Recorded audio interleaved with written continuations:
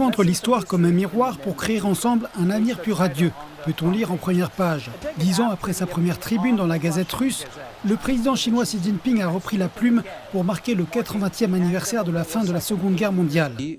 Dans cet article, M. Xi articule une thèse centrale. Il est impératif de tenir compte des leçons de l'histoire car elles servent de garde-fou contre la répétition de la tragédie catastrophique dont nous avons été témoins il y a 8 décennies. C'est à cette époque que les peuples de Chine et d'Union soviétique ont remporté la victoire dans la guerre contre l'Allemagne nazie et le Japon militariste, apportant ainsi la paix et la prospérité à leur nation et au monde entier.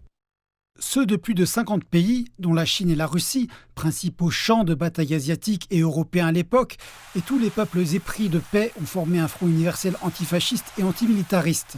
M. Xi a rendu hommage aux sacrifices consentis lors de la Grande Guerre patriotique de l'Union soviétique lors de sa première visite d'État en Russie en 2013.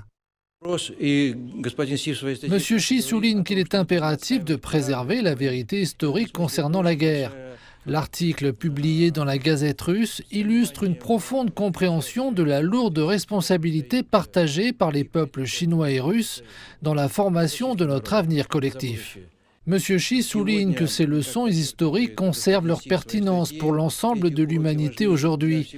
Elles constituent le fondement d'un ordre mondial ancré dans l'égalité et la justice, plutôt que dans l'hégémonie. Dans un tel ordre, les intérêts de chaque nation doivent être respectés, la confrontation doit céder la place au dialogue et l'unité doit l'emporter sur la division. La coopération devient la voie vers une paix durable. Il y a plusieurs décennies, les nations chinoises et russes ont partagé bonheurs et malheurs dans la sauvegarde de la paix. Leur histoire a donné naissance à une amitié indéfectible et à un engagement commun que les deux dirigeants réaffirmeront cette semaine pour préserver l'équité et la justice internationale, ainsi que le développement commun en faisant face aux incertitudes de nos temps difficiles.